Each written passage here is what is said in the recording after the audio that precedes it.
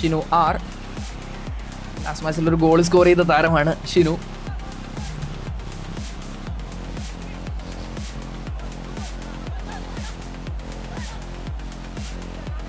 PFC Kerala, PFCയുടെ മുന്നേറ്റ ശ്രമം മറ്റൊരു ഭാഗത്തുകൂടി. റോഷനിൽ നിന്ന് നേരെ ഫ്ലാങ്ക് സ്വിച്ച് ആണ് ഇത്തവണ. ഇക്ലാക്കിൽ നിന്ന് അർഷാദ്. അവിടെ വെയിറ്റിംഗ് ആണ് സ്റ്റിൽ പ്ലേയേഴ്സ്. ഓ ബ്യൂട്ടിഫുൾ, എക്സലന്റ്. അവിടെ PFC കേരള ഗോളിന് തൊട്ടരികിലേക്ക്, അത് ഗോളിന് തൊട്ടരികിലേക്കെന്നല്ല, ഗോളിന് സെന്റിമീറ്ററുകൾ അരികിലേക്ക് എത്തിച്ചേരുകയാണ്. ഇത്തവണത്തെ ആ പന്ത് പോകുന്നത് നോക്കുക, അർഷാദിന്റെ ആ ക്വാളിറ്റി കാണുക. ഡിഫൻസീവ് ലൈനിൽ അവിടെ ഗോൾ കീപ്പറെയും അതേപോലെ തന്നെ ഡിഫൻസീവ് ലൈനിലെ എല്ലാ താരങ്ങളെയും കൃത്യമായി പ്രഷർ ചെയ്ത് അവർക്ക് നേരെ നടുവിലൂടെ ആ പന്ത് അടിച്ചിറക്കുകയാണ്. സെന്റിമീറ്ററുകളുടെ വ്യത്യാസത്തിലാണ് ആ പന്ത് പുറത്തേക്ക് പോകുന്നത്. വെൽ ഡൺ അവിടെ അർഷാദ്, വെൽ ഡൺ.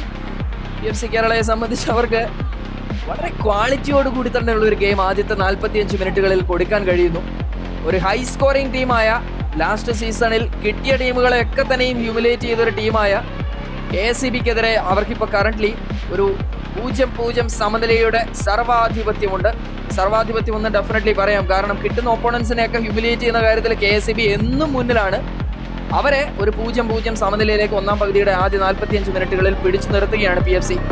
കഴിഞ്ഞ മാച്ചിൽ നമ്മൾ കണ്ടു കേരള പോലീസിനെ അവർ പിടിച്ചു നിർത്തുന്നത് 0-0 90 മിനിറ്റുകൾ. നിശ്ചിത 90 മിനിറ്റ് കഴിഞ്ഞപ്പോഴത്തേക്ക് രണ്ടുപേരെ സംബന്ധിച്ചിടത്തോളം ഒരു ഗോളുകളിലേക്ക് ഗോൾ സ്കോർ ചെയ്ത് മുന്നിലേക്ക് എത്താൻ രണ്ടുപേർക്കും കഴിഞ്ഞില്ല. അതിൽ